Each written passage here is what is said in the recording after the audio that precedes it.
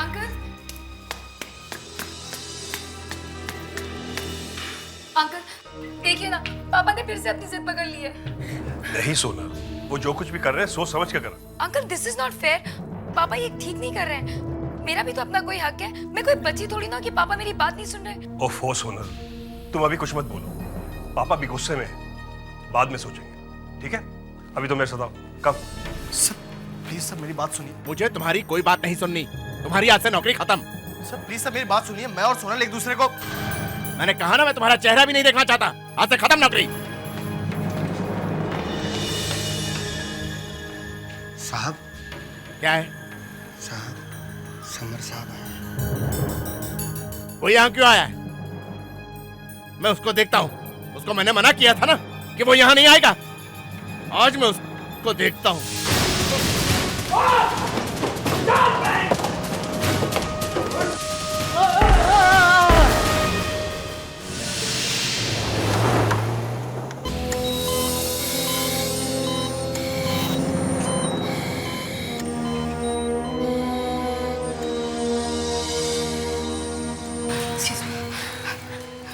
Doctor Sandeep बेटा, अभी पापा की हालत कैसी है?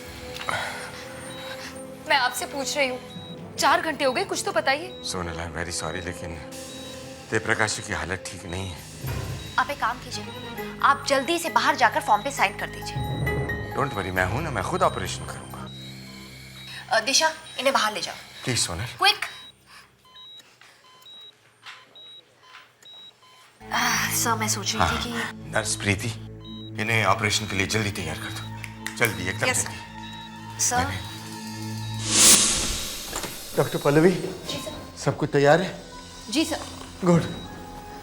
देखिए, सारे सिस्टम्स फिर से चेक कर लीजिए। आज के ऑपरेशन में कोई गड़बड़ी नहीं होनी चाहिए। छोटी से छोटी चीज़ तैयार रखिए। लास्ट पॉइंट पे कोई कमी नहीं होनी चाहिए। सर, मैंने सब कुछ खुद चेक किया है। हॉस्पिटल की बेस्ट नर्सेज को यहाँ बुलाया है और ए पॉजिटिव ब्लड ग्रुप की 10 बॉटल्स भी मंगवाई है। गुड। डॉक्टर पल्लवी, किसी भी तरह से ऑपरेशन कामयाब होना ही चाहिए। देवप्रकाश जी की जान बच ही जानी चाहिए, चाहे कुछ भी हो जाए, क्योंकि मैं जो कुछ भी हूं ना, उन्हीं की वजह से हूं। सर क्या बात है, मैंने इससे पहले आपको कभी इतना परेशान नहीं देखा। रिलैक्स कीजिए सर, आपने तो इससे भी ज्यादा मुश्किल सर्जरीज की है। ठीक है, मैं देवप्रकाश जी को देख कर आता हूँ। 10 मिनट में हम लोग ये ऑपरेशन शुरू करेंगे। सब तैयार रखिए। हाँ जी सर। डॉक्टर, ये देवप्रकाश जी कौन है? मैंने सर को पहले तो इतना परेशान कभी नहीं देखा। तुम्हें नहीं पता? देव प्रकाश जी ने इस हॉस्पिटल को बनाने के लिए बहुत पैसे दिए थे। ये हॉस्पिटल उन्हीं की वजह से बना। प्लीज जल्दी चलिए, प्लीज जल्दी चलिए। सोनल रिलैक्स, सब ठीक हो जाएगा।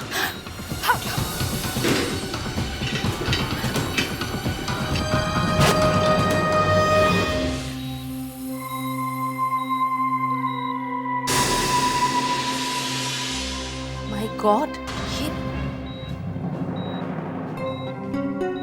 क्या हुआ doctor Pallavi? The patient is dead. ये कैसे हो सकता है?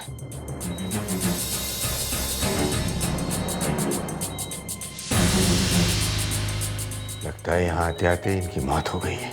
नहीं सर, इनका खून हुआ है। किसी ने इनका गला दबाकर इन्हें मारा है। मुझे ये दिन भी देखना था। देव प्रकाश जी मुझे छोड़कर चले गए। एकदम साफ दिख रहा है सर कि गला घोट कर मारा गया है। निशान इतने गहरे हैं कि हाँ सर, शायद किसी प्लास्टिक की ट्यूब से गला घोटा गया है।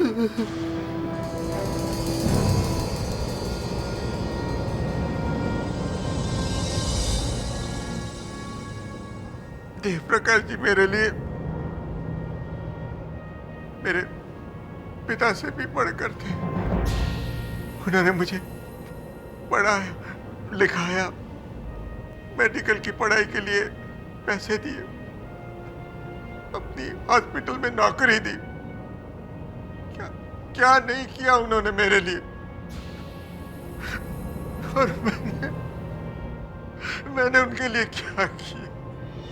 कुछ हम समझ सकते हैं डॉक्टर संदीप बेटा, लेकिन आपको खूनी को पकड़ने के लिए हमारी मदद करनी पड़ेगी। आप कुछ नहीं समझ सकते एसीपी साहब, आप कुछ नहीं समझ सकते। अच्छा ठीक है, लेकिन एक बात बताइए, देव प्रकाश जी को हॉस्पिटल में क्यों लाया गया था? क्या बीमारी थी उनकी? वो सीढ़ियों से फिसल गए थे, सर पर बहुत चोट आई थी उनको। कल सुबह ये लोग उन्हें यहाँ लेकर आए थे और आज सुबह जब मैंने इनको देखा तो इनकी हालत बहुत खराब हो गई थी। फिर क्या हुआ? फिर मैंने नर्स को ऑपरेशन की तैयारी करने के लिए कहा। जब मैं ऑपरेशन रूम में पहुंचा तब तक ये मर चुके थे। एसएसपी साहब, किसी ने इनका खून किया है। मतलब सुबह तक ये ठीक थे और हॉस्पिटल में इतने सारे लोग हैं, हर समय यहाँ कोई ना कोई आता ही है। ऐसे कैसे हो सकता है कि कोई चुपचाप आके इनका खून कर देता है और किसी ने देखा भी नहीं? डॉक्टर संदीप बेटा, जब देव प्रकाश जी को आईसीयू में एडमिट किया गया, उनके पास कौन थे? नर्स प्रीति, वो ऑपरेशन की तैयारी कर रही थी।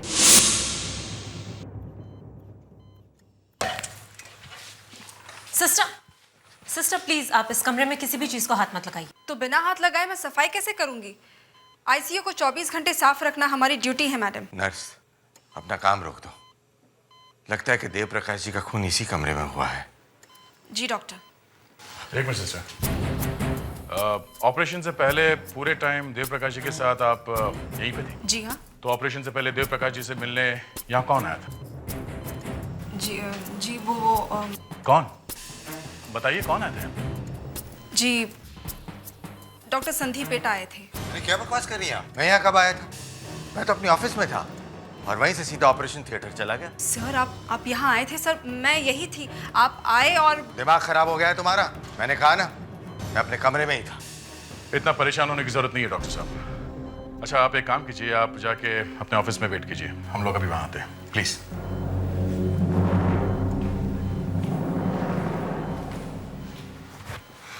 जी पता नहीं क्यों सर, लेकिन मुझे लगता है कि वो डॉक्टर संदीप बेटा ही थे। डॉक्टर संदीप बेटा ही थे? मतलब तुमने उनका चेहरा ठीक से देखा नहीं था?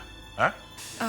सर दरअसल बात यह है कि डॉक्टर ने सर्जिकल गाउन पहना था और उनका सिर और चेहरा ढका हुआ था, सिर्फ उनकी आंखें दिख रही थी। जब तुमने उनका चेहरा देखा नहीं तो तुम इतनी यकीन के साथ कैसे कह सकते हो कि वो डॉक्टर संदीप बेटा ही थे?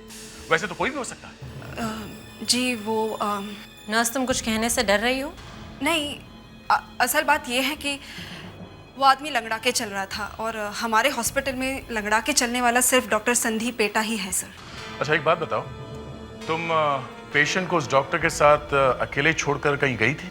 जी हाँ, मैं 2 मिनट के लिए वॉशरूम चली गई थी, लेकिन सर मेरी बात का विश्वास कीजिए, वो डॉक्टर संदीप बेटा ही थे। आप चाहे तो डॉक्टर पल्लवी से पूछ सकते हैं। डॉक्टर पल्लवी? हाँ जी। वो भी आई थी यहाँ पर? ये बात तुमने हमसे पहले क्यों नहीं कही? जी पल्लवी मैडम डॉक्टर संदीप बेटा को ढूंढते हुए यहाँ आई थी। उन्होंने दरवाजा खोला, डॉक्टर संदीप बेटा को बिजी देख सॉरी बोल के वापस चली गई। बड़ी अजीब बात है, एक आदमी सीढ़ियों से गिरता है, उसके सिर पे चोट लगती है, लेकिन वहां उसकी मौत नहीं होती। लेकिन जब उसे हॉस्पिटल में लाया जाता है तो उसका खून होता है। सुनील, क्या तुम्हें अपने पिताजी के किसी दुश्मन के बारे में कुछ मालूम है जो कोई उन्हें मारने की कोशिश करे? सर दुश्मन तो कोई नहीं था, लेकिन एक आदमी है। मतलब आपको किसी पे शक है? हाँ, एक ऐसे इंसान ने मेरे पापा का खून किया जिस पर मेरे पापा सबसे ज्यादा भरोसा करते थे। सोनल, जो भी बोलना सोच समझ के बोलना, कहीं ऐसा ना हो कि बाद में पछताना पड़े। सच बोलना ही अच्छा है। जी हाँ, सच बोलने में ही भलाई है। हम आप ही के डैडी के खूनी को पकड़ने की कोशिश कर रहे हैं। वो आदमी कोई और नहीं, बल्कि खुद डॉक्टर संदीप पेटा है। डॉक्टर संदीप बेटा? लेकिन वो इनकी जान लेने की कोशिश क्यों करेंगे? वो तो कह रहे थे कि देव प्रकाश जी उनके लिए पिता के समान है। जी हाँ सर, एक वक्त ऐसा था, 1-2 साल पहले तक, लेकिन अब तो वो खुद मेरे पापा के जानी दुश्मन बन चुके हैं। ये 1-2 साल में ऐसा क्या हो गया? सर, पापा ने डॉक्टर संदीप पेटा का नाम अपने विल से निकालना चाहा था। मतलब देव प्रकाश जी के विल में डॉक्टर संदीप पेटा का नाम था? जी सर, लेकिन वो अपनी विल बदलवाना चाहते थे। और ये विल बदलने की बात डॉक्टर संदीप पेटा को मालूम थी? जी हाँ, मैंने उन्हें बताई थी। तो फिर ये विल चेंज की थी या नहीं? नहीं।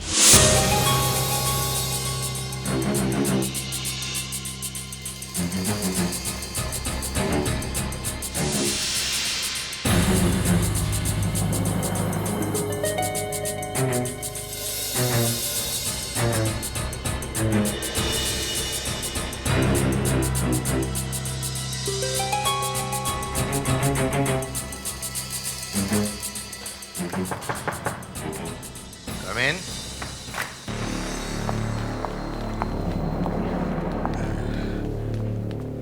एक मिनट एसीपी साहब। हाँ। कहते हैं मिठाई वाला कभी अपनी दुकान की मिठाई नहीं खाता। ये मिठाई नहीं है एसीपी साहब, मैं डायबिटिक हूं ना, इसलिए जरा मजबूर हूं। दिन में 2 बार इंसुलिन के इंजेक्शन्स लेने पड़ते हैं मुझे, सुबह शार्प 10 बजे और शाम को 6 बजे। और क्या करूं, एक गरीब इंसान हूं, इसलिए डॉक्टर की फीस नहीं दे सकता हूं ना, इसलिए खुद ही इंजेक्शन लगा लेता हूं। आप मजाक अच्छा कर लेते हैं डॉक्टर साहब। नहीं नहीं, मैं तो एसीपी साहब की बात का जवाब दे रहा था। डॉक्टर साहब एक बात बताइए, क्या आपको पता था कि देव प्रकाश जी अपना विल बदल रहे थे? हाँ, पता था मुझे। उनके लॉयर का फोन आया था। तो क्या, उनकी अपनी विल थी, जब चाहे बदल सकते थे। इसमें मैं क्या कर सकता था? वैसे आज सुबह मैं उनको मिलने जाने वाला था, पर एक मीटिंग की वजह से नहीं जा पाया। इसका मतलब आपको कोई फर्क नहीं पड़ता कि आपका नाम विल में से कटने वाला था? प्रॉपर्टी का एक बहुत बड़ा हिस्सा जो अभी तक आपको मिलने वाला था, वो देव प्रकाश जी आपसे वापस ले रहे थे, आपको कोई फर्क नहीं पड़ता? देखिए, मैं एक डॉक्टर हूं और मेरे लिए अपने काम से बढ़कर और कुछ नहीं है। और वैसे भी ये जो पैसा आने वाला था ना, वो हॉस्पिटल के ही काम में आने वाला था। सर,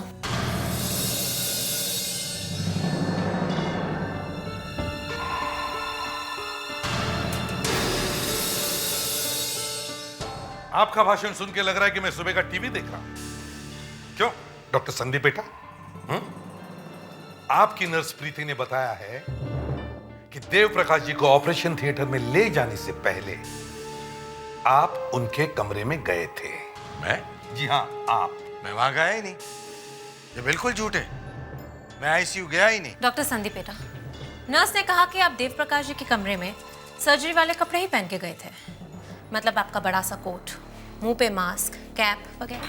ये क्या पागलपन है एसीपी साहब? मैं पिछले 20 साल से सर्जरी कर रहा हूं। क्या मैं पागल हूं कि ऑपरेशन वाले कपड़े पहनकर पूरी हॉस्पिटल में घूमूंगा? चलिए मान लिया कि तब आप वहां पे नहीं थे, लेकिन उस टाइम आप थे कहां? यहीं था, अपनी कैबिन में। अकेले या आपके साथ कोई और भी था? नहीं, बिल्कुल अकेला था अपनी कैबिन में। जी, मुझे यहाँ किसी ने बुलाया था। क्या बात है?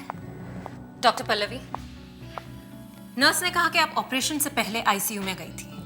क्या ये बात सच है? जी हाँ, मैं बिल्कुल गई थी, लेकिन अंदर नहीं जा पाई थी। क्यों? क्योंकि वहाँ पर डॉक्टर संदीप पेठा किसी पेशेंट को देख रहे थे। ये क्या बेवकूफ़ी है? आप जानती हैं आप क्या बोल रही हैं डॉक्टर पल्लवी? सर, आप ही ने मुझे कहा था कि आप मिस्टर देव प्रकाश जी को देखने जा रहे हैं। तो मैं आपको सिर्फ बुलाने आई थी। हाँ ठीक है, मैंने कहा था कि मैं आईसीयू जाऊंगा, लेकिन मैं नहीं गया था। मैं यहाँ था अपनी कैबिन में, यहाँ आ गया था। डॉक्टर पल्लवी, जब आप वहां गई तो आपने क्या देखा? क्या देखा? जी मैं वहां पहुंची तो मैंने देखा। सर हम लोग ऑपरेशन के लिए रेडी हैं। Okay sir. यानी तब डॉक्टर संदीप पेटा ने हाथ हिला के जवाब दिया है ना? जी हाँ। डॉक्टर पल्लवी, लगता है कि आपने भांग पी रखी है। ये जरूर मुझे फंसाने की साजिश की गई है। एसीपी साहब, जरा सोचिए, मैं ऐसा क्यों करूंगा? देव प्रकाश जी को मैं अपने पिता समान मानता हूं। चलो मान लिया कि आप सच बोल रहे, लेकिन वो जो भी कोई था उसने अपने सर्जिकल कपड़े कहीं तो छुपाए होंगे। ये तो कमाल हो गया। I just can't believe it. एक आदमी का अपने हॉस्पिटल में खून, और वो भी अपने लोगों के हाथों। ये तुम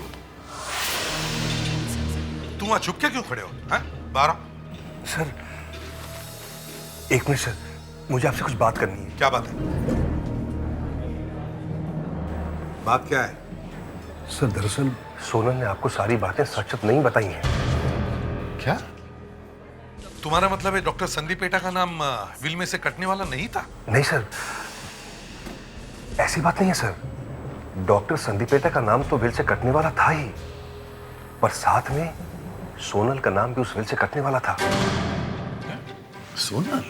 मतलब देव प्रकाश जी अपनी बेटी को अपनी जायदाद से बेदखल कर रहे थे? जी। ये बात सोच समझ के बोल रहे हो ना? हैं? जी सर, मैं आप लोगों से झूठ क्यों बोलूंगा? लेकिन कोई आदमी अपनी बेटी को अपने पैसे नहीं देगा तो फिर किसे देगा? हैं? दरअसल सर, सोनल का अपने वकील अजय के साथ चक्कर चल रहा है, अफेयर है। अफेयर था तो इसका देव प्रकाश जी के विल से क्या लेना देना? देव प्रकाश जी अजय को बिल्कुल पसंद नहीं करते थे। उन्होंने सोनल को समझाया भी था कि अगर उसने अजय के साथ अपना रिश्ता नहीं तोड़ा तो वो पूरी प्रॉपर्टी से उसे बेदखल कर देंगे। और सोनल ने उनकी बात नहीं मानी? जी नहीं सर, और जिस दिन उन्होंने सोनल को समझाया था उसी दिन उनका एक्सीडेंट हो गया, और उसी दिन उन्होंने अजय को भी काम पर से निकाल दिया। आप जो कुछ भी कह रहे हैं सच है। दरअसल मैं और सोनल एक दूसरे को, अजय और मैं एक दूसरे को बहुत चाहते हैं। यही बात पापा को पसंद नहीं थी। अब क्या कर सकते हैं? देव प्रकाश जी ने आपको मना भी किया था? जी हाँ, लेकिन मेरे पापा मुझसे बहुत प्यार करते थे। और सोनल को मैंने ही मना किया था ये बात बताने से, वरना आप लोग असली कातिल को छोड़कर हमारे पीछे लग जाते हैं। मगर आप दोनों को मालूम था कि आपका नाम वसीयत से कटने वाला है? आपको कोई पैसे वैसे नहीं मिलने वाले? देखिए ऑफिसर, मेरे पापा एक बहुत बड़े करोड़पति थे, लेकिन मैं भी कोई गरीब बेचारी नहीं हूँ। मेरा अपना खुद का फैशन डिजाइनिंग का बिजनेस है। फिर भी पैसे तो पैसे होते हैं। इससे पहले कि देव प्रकाश जी आपका नाम विल से काटते, आपने उनकी छुट्टी कर दी। ये आप क्या कह रही है? मैं पैसों के लिए अपने पापा को मारूंगी? ओके ठीक है। आप लोग जानना चाहते हैं ना कि मेरे डैडी की मौत का फायदा किसको था? तो आप लोग डॉक्टर संदीप पेटा को क्यों नहीं पकड़ते? जी हाँ, हमें यह भी मालूम है। देव प्रकाश जी नई वसीयत में उनका नाम भी निकालने वाले थे। आप जानना चाहते हैं कि वो ऐसा क्यों कर रहे थे? अपने बेटे की वजह से। डॉक्टर संदीप पेटा का बेटा? लेकिन उसका इस विल से क्या संबंध? डॉक्टर संदीप पेटा का सौतेला बेटा समर हमारे हॉस्पिटल में काम करता था, लेकिन अपनी पीने की आदत की वजह से उसने हॉस्पिटल में बहुत बड़ा हंगामा कर दिया था। 2-3 मरीजों के ऑपरेशन का सत्यानाश कर दिया था उसने। जान चली गई थी उन लोगों की, इसलिए मेरे डैडी ने उसे निकाल दिया। ये सब कब हुआ था? 2-3 साल पहले। और कल सुबह अचानक वो यहाँ आ गया। क्या? कल सुबह समर यहाँ आया था? जी हाँ, और उसके आने के बाद पता नहीं कैसे पापा का ये एक्सीडेंट। देव प्रकाश जी इसी सीढ़ी से फिसल के गिरे थे ना? जी हाँ सर।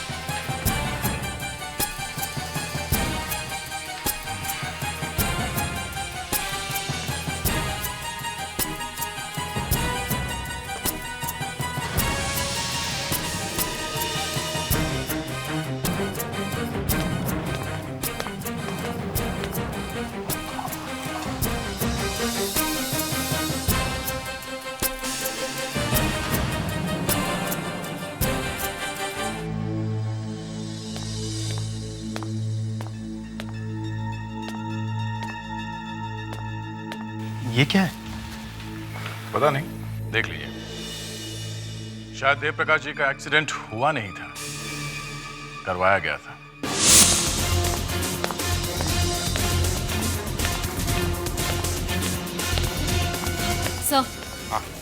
सर, देव प्रकाश जी का एक्सीडेंट हुआ नहीं, कराया गया था। कराया गया? जी सर। सर, जहाँ पे वो गिरे थे वहां से हमें ये छोटे छोटे डायमंड्स मिले हैं।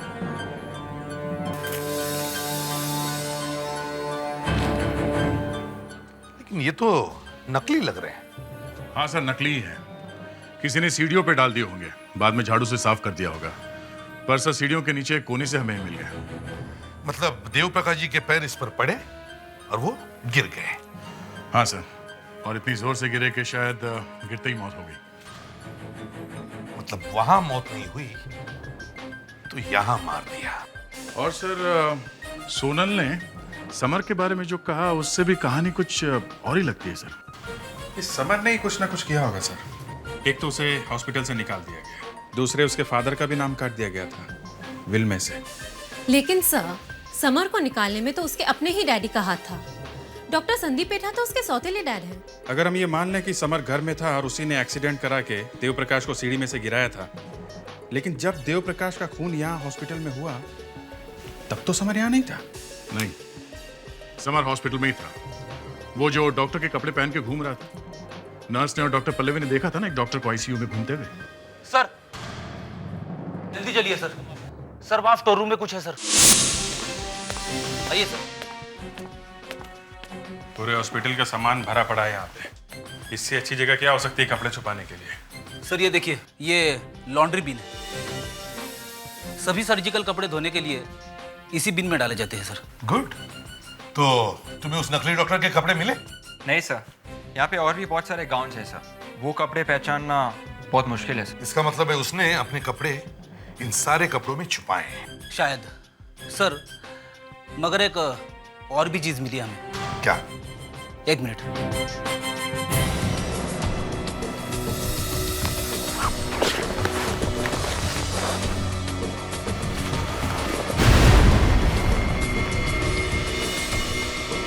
जूते? जी सर, किसी आदमी ने जल्दी में अपने जूते यहाँ पे छिपा दिए सर। ये जूते किसी और आदमी के नहीं, जरूर उस नकली डॉक्टर के जूते हैं जो डॉक्टर संदीप पेटा बनकर आईसीयू में गया था।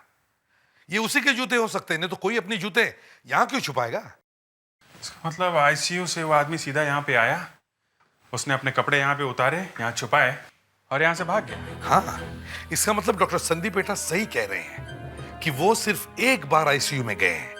अगर वो दोबारा आईसीयू में जाते तो अभी भी ये जूते उनके पैरों में होते। सर, डॉक्टर संदीप पेटा के ऊपर से तो शक निकल गया, लेकिन एक और संदीप पेटा है जो बच गया है। एक और Sandeep PETA? Doctor Sandeep PETA का बेटा summer Sandeep PETA. Doctor Sandeep PETA, देखिए हम आपसे समर के बारे में कुछ बात करना चाहते हैं। तो डॉक्टर संदीप पेटा,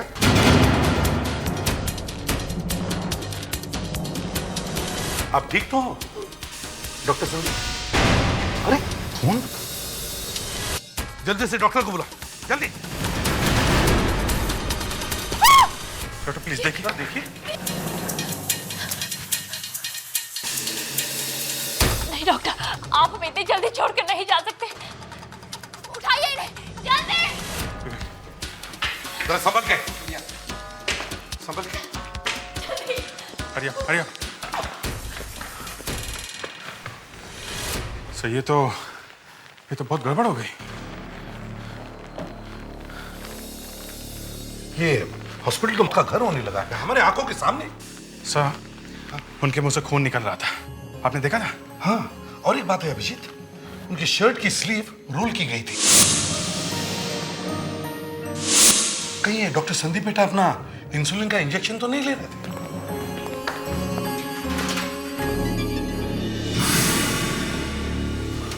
ये क्या?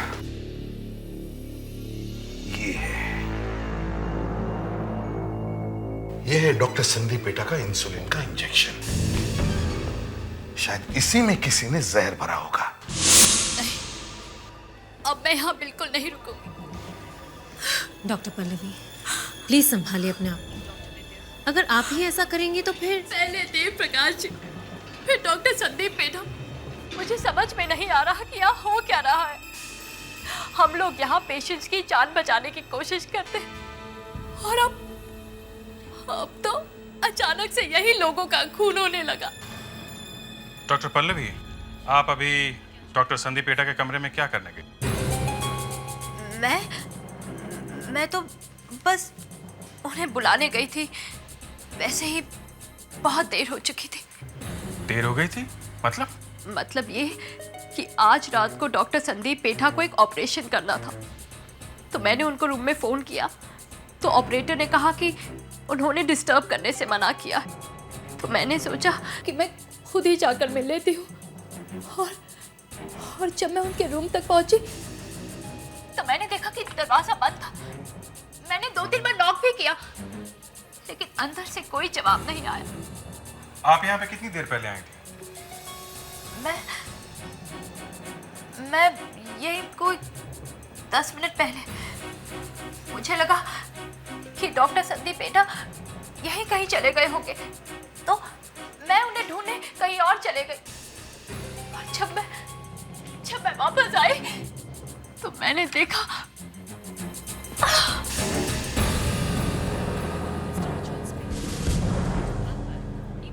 अच्छा डॉक्टर पल्लवी, आप ये बताइए कि आप पहली बार जब यहाँ पर आई तब आपने किसी को यहाँ से बाहर आते हुए देखा? नहीं, कमरा तो बंद ही था ना। पर क्या डॉक्टर पल्लवी, पर क्या देखा आपने? मैंने देखा कि देव प्रकाश जी की फैमिली बाहर बैठी थी, यहीं पर। देव प्रकाश की फैमिली? वो यहाँ पे क्या कर रही थी? सर, जब सोनल हम लोगों से बात कर रही थी तब मुझे ऐसा लगा कि वो डॉक्टर संदीप पेठा को कुछ ज्यादा पसंद नहीं करती। और ये बड़ी अजीब बात है कि 2 खून हुए हैं और दोनों खून के वक्त देव प्रकाश का परिवार वहां पे था। जब डॉक्टर संदीप पेठा का खून हुआ तब आप लोग वहीं पे थे, उनके कमरे के बाहर। लेकिन सर, आपको कैसे पता चला कि डॉक्टर संदीप पेठा का खून हुआ है? हमें उनकी इंसुलिन वाली सिरिंज में जहर मिला है। कर क्या रहे थे आप लोग वहां पे? जी वो हम लोग वहाँ वसीयत के बारे में बात करने गए थे। अच्छा, पहले आप ही ने हमें बताया कि डॉक्टर संदीप पेठा को पकड़ना चाहिए आपके डैडी का खून करने के लिए, है ना? जी हाँ, वो। और फिर आप खुद वहां पहुंच गई उनसे मिलने के लिए, क्यों? इतनी जल्दी पड़ी है आप लोगों को वसीयत की? अभी आपके डैडी का खून हुआ है। वो दरअसल हमने सोचा कि आपस की कुछ बातें जल्दी से निपट जाए तो अच्छा है, इसीलिए। आपके मुंह से ये बात सुनते हुए बड़ा अजीब सा लग रहा है। आप ही इनकी बुराई कर रहे थे ना, है ना? मेरी? क्या बोला उन्होंने मेरे बारे में? हाँ, इन्होंने ही हमें बताया था कि शायद देव प्रकाश जी के खून में आप लोगों का हाथ है। What? एक बात बताइए, आप डॉक्टर संदीप पेठा से मिलने कितने बजे गए थे? जी करीबन 5:30 बजे। 5:30 बजे? मतलब मौत होने से थोड़ी देर पहले। फिर क्या हुआ? आपकी डॉक्टर संदीप पेठा से बात हुई? कहाँ बात हुई? उन्होंने हमसे कैबिन के बाहर वेट करने के लिए कहा मैं इंसुलिन का इंजेक्शन ले लूं। हम बाहर वेट करते रहे आधे घंटे तक, फिर हम वहां से चले गए। आपने किसी को कमरे से आते जाते देखा? नहीं। हाँ, डॉक्टर पल्लवी 2 बार आकर गई। उन्होंने दरवाजा नॉक भी किया लेकिन जब कोई आवाज नहीं आई तो वो चली गई। बस इतना ही? ऐसे कैसे हो सकता है? आप लोग तो उनके कमरे के बाहर ही वेट कर रहे थे। नहीं, और कोई नहीं आया था सिवाय डॉक्टर पल्लवी के। और शायद डॉक्टर संदीप पेठा को एक फोन आया था, वो हेलो हेलो कर रहे थे लेकिन दूसरी तरफ से आवाज नहीं आ रही थी। आपने हेलो हेलो सुना? हाँ। मतलब जैसे ही मौत होने वाली थी एक फोन आया। आप लोग डॉक्टर संदीप पेठा के कैबिन के बाहर आधे घंटे तक बैठे रहे, है ना? जी हाँ, करीब 5:30 से 6 बजे तक।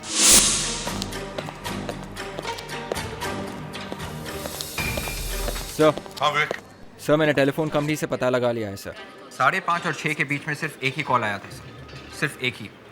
ये कॉल ठीक 6 बजे आया था सर। 6 बजे? सर 6 बजे? 6 बजे तो डॉक्टर संदीप पेठा अपना इंसुलिन वाला इंजेक्शन ले रहे थे, जहरीला इंजेक्शन। जिस समय इंजेक्शन ले रहे थे उसी समय कॉल आया। और 6 बजे ये फोन आया तो आया किसका? से नंबर है 189 8569। 1898569। ये फोन नंबर किसका है? ये नंबर इसी हॉस्पिटल का है सर। क्या? इसी हॉस्पिटल का? इसका मतलब है डॉक्टर संदीप पेटा को आखिरी फोन आया वो भी इसी हॉस्पिटल से? सर इस हॉस्पिटल में 25 फोन है सर। 3 फोन ऑपरेटर के पास है सर, वही लगाती है सबका फोन सर। हम मगर ऑपरेटर ने तो कहा था उसने किसी को फोन नहीं किया। जी सर, फोन बाकी 22 फोन में से किया गया है सर। अभिजीत एक काम करो, लगाओ इस नंबर को 1898569। देखो देखो इन फोन नंबर है किसका? 69। बेल बज रही है सर। बेल तो इसी कॉरिडोर में से आ रही है।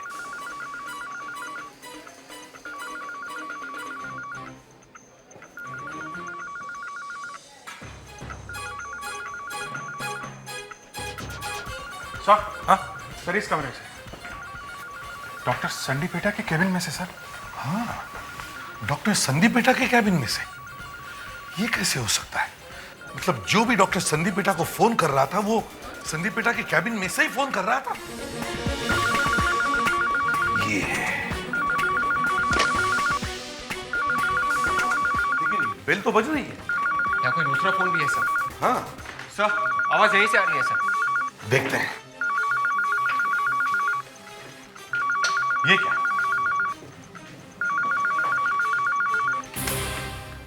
कट। यहां से यहीं पे फोन? हाँ। इसका मतलब किसी ने डॉक्टर संदीप पेटा के कमरे के एक फोन से दूसरे फोन पे कॉल किया, लेकिन शायद बात नहीं की सर। बिल्कुल, क्योंकि अगर वो बात करता तो डॉक्टर संदीप पेटा को पता चलता कि यहां इस कमरे में कोई छुप के खड़ा है और ये फोन बात करने के लिए नहीं किया था। और सर जब ये फोन आया था उसी वक्त डॉक्टर संदीप पेटा अपना इंजेक्शन ले रहे थे, इंसुलिन का। शायद। अभी ये काम करते हैं, अब ध्यान से सोच कर देखते हैं कि यहां क्या हुआ था। हर रोज की तरह ठीक 6 बजे डॉक्टर संदीप पेटा अपना इंसुलिन का इंजेक्शन लेने के लिए यहां आए, लेकिन उन्हें यह पता नहीं था कि उस पार्टीशन के पीछे उस कमरे में कोई छुपा है। अब जैसे वो अपना इंसुलिन का इंजेक्शन लेने की तैयारी कर रहे थे, उतने में उनके टेबल के फोन की घंटी बजी। उन्होंने ये इंजेक्शन यहां रखा और वो टेलीफोन लेने के लिए अपने टेबल के पास आए। Hello hello.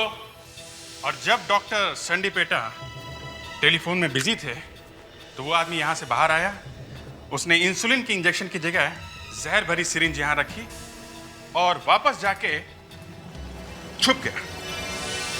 वहां से कोई जवाब नहीं आ रहा था। डॉक्टर संदीप पेटा ने बहुत कोशिश की, हेलो हेलो कौन है कुछ।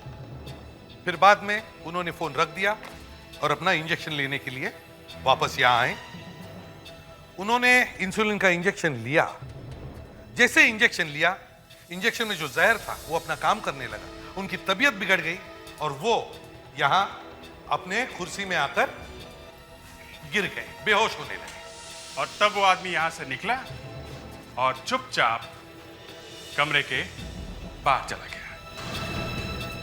भले डॉक्टर संदीप पेटा ने उसे देखा भी होगा, लेकिन वो कुछ नहीं कर सकते थे क्योंकि जहर की वजह से उनकी तबीयत बुरी तरह हो गई थी और वो बेहोश होने लगे थे। सर ये सारा प्लान उस आदमी ने बड़ी होशियारी से बनाया था। उसे लग रहा था कि वो हमारी पकड़ में नहीं आने वाला है। डॉक्टर ने आत्महत्या की है ये दिखाने के लिए उसने ये जहर भरी सिरिंज यहीं पे छोड़ दी।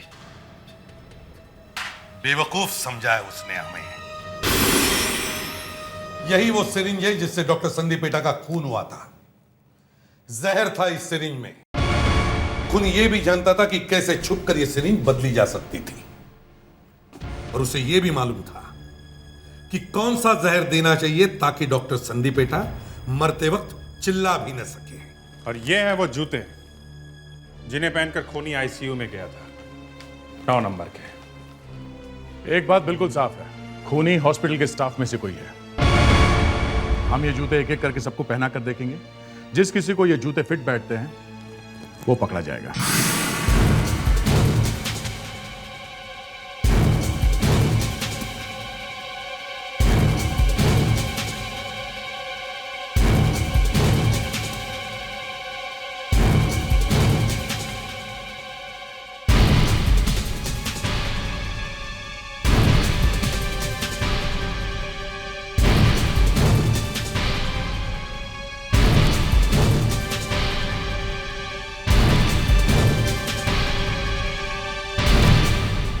नहीं सर, इसमें तो किसी को फिट नहीं हो रहा है सर। औरतों को भी नहीं हो रहा है सर। हम यहाँ लोगों की जान बचाते हैं, खून नहीं करते। अगर हॉस्पिटल के स्टाफ में से कोई नहीं है तो फिर कौन हो सकता है? सर एक आदमी अभी भी बचा है जिसे डॉक्टर संदीपेटा के टाइम टेबल के बारे में पता था, दवाइयों के बारे में भी जानता है और हॉस्पिटल के बारे में भी उसे अच्छी तरह से मालूम है। डॉक्टर समर संदीपेटा। चलो इधर। देखिए आप मेरे साथ ऐसा नहीं कर सकते। ये तो कुछ भी नहीं है, अब देखते जाओ तुम्हारे साथ क्या क्या हो सकता है। चलो बैठो। ये क्या होने वाला है? अरे ये क्या कर रहे हैं? मैं तुम्हारे पैर छूना चाहता हूँ। ये मेरे पैर में छुए प्लीज। वाह, मिल गए 9 नंबर के जूते। एक और कस्टमर आ गया जूते लेने। हाँ सर। विवेक जरा ये जूते ट्राई करो, इनको देखो कैसी फिटिंग है। ये क्या हो रहा है? देखिए देखिए ये एकदम फिट सर। फिट हो गया? मतलब खून तुमने किया है? मैं दुनिया में अकेला नहीं हूं जो 9 नंबर के जूते पहनता है। और जूता फिट आ गया इसका मतलब ये नहीं कि मैंने देवप्रकाश जी का खून किया। अब तो ये 14 साल के लिए गए, शायद फांसी भी हो जाएगी। दोनों खून हॉस्पिटल में हुए और मैं तो वहां था ही नहीं। लेकिन जब देव प्रकाश जी का एक्सीडेंट हुआ तब तुम वहां पे थे और तुमने ही वो नकली डायमंड सीढ़ियों पे डाले थे।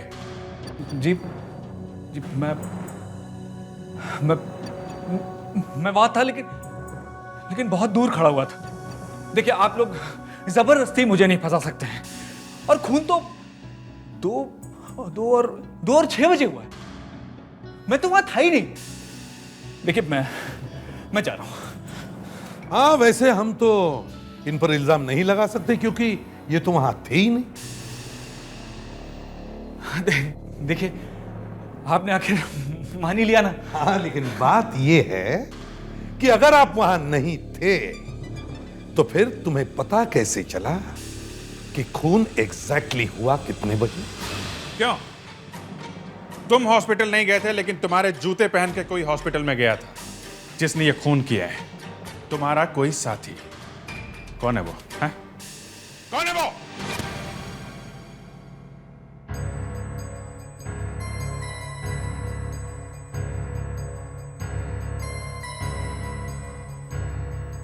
समर समर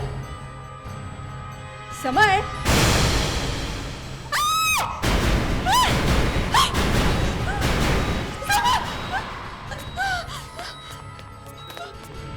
हमसे गलती हो गई, हमारी वजह से इसकी ये हालत हो गई। आप लोगों ने इसे मारा है। अब कहा ना कि गलती हो गई, लेकिन ये बार बार झूठ क्यों बोल रहा था कि इसे मालूम नहीं खून किसने किया है? हाँ? अब 9 नंबर के जूते तो इसी के थे ना। ये बार बार झूठ क्यों बोल रहा था कि खून इसने नहीं किया है? शायद इसने किया होगा। शायद? मतलब? मगर आपने इसे मारा क्यों? लेकिन खून किए क्यों इसने?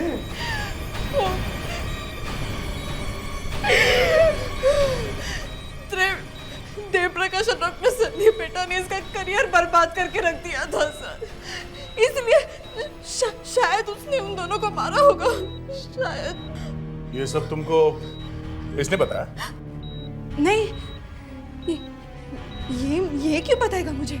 तो फिर ये सब तुम्हें कैसे पता चला? तुम्हें कैसे पता चला कि ये जूते इसी के थे?